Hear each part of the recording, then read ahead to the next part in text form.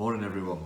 Before the day starts and I get stuck into my Christmas shopping, I've seen a few comments over my cornflakes this morning whilst looking at Twitter about player culture and the fact that players aren't taking responsibility in modern dressing rooms. I need to get this off my chest. Players are players. They've always gone out there and done what's best for them. Sometimes they buy into a culture when things are going well. Sometimes they dig in when things aren't going so well. More often than not, players don't necessarily take responsibility and kind of a leadership role when things aren't going well, and they tend to blame others to look after themselves. That's just the nature of footballers. That hasn't changed hugely. Might have got a little bit worse, in fact, with agents and the way that players are pampered these days. But ultimately, for me, it's never changed. When a manager takes a role, that manager goes in and looks at the squad and works out, are these players going to fit into the way that I want to play and the way that I want players to behave in this group? And if they think that they can work with them, they put them in one pile, and if they think they can't work with them, they put them in another pile, and if there's some in between and they're not sure on, then they work with them for a while. And that's no different now for Jose Mourinho at Tottenham, for Ole Gunnar Solskjaer at Manchester United, now for Arteta at Arsenal, where these guys have come in and inherited problematic changing rooms with players who are so-called problems.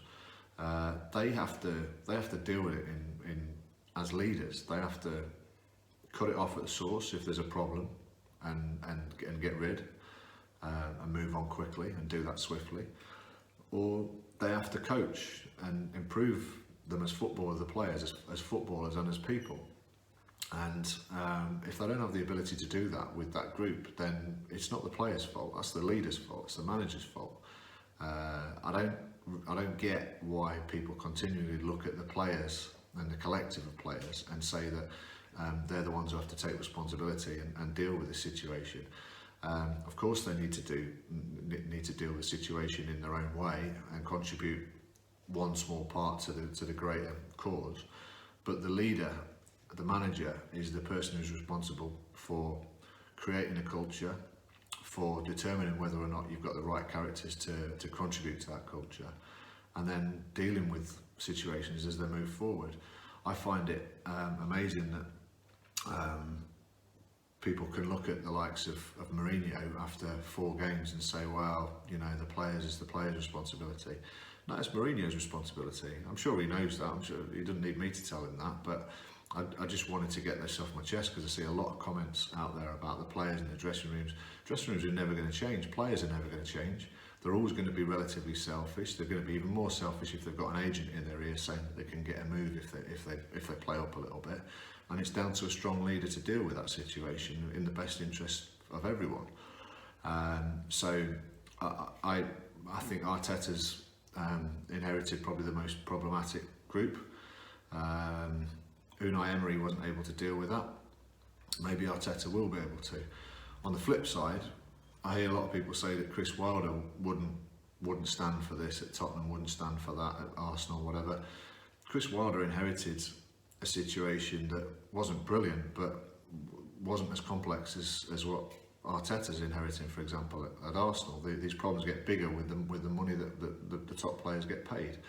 Chris Wilder was able to craft a group and shape a group in his own image from lower league players, and more power to him. He's done an incredible job.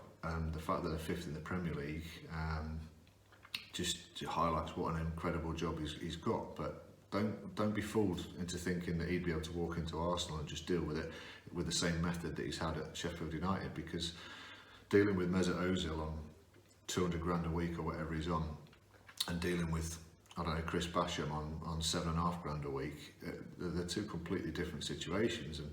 And managers have got to go in there and have the skill set to deal with the situation they inherit.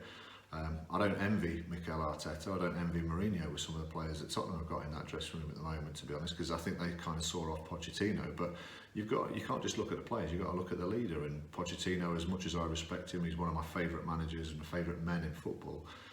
He wasn't particularly effective in that last 6-9 months at Tottenham for whatever reason. Maybe his voice had been heard too many times, maybe his time had come and he needed to move on. Mourinho has got the capability to deal with it, and like I say, the players are going to continue to act the way that they have done until they're inspired, managed, disciplined, moved to work in a slightly better way.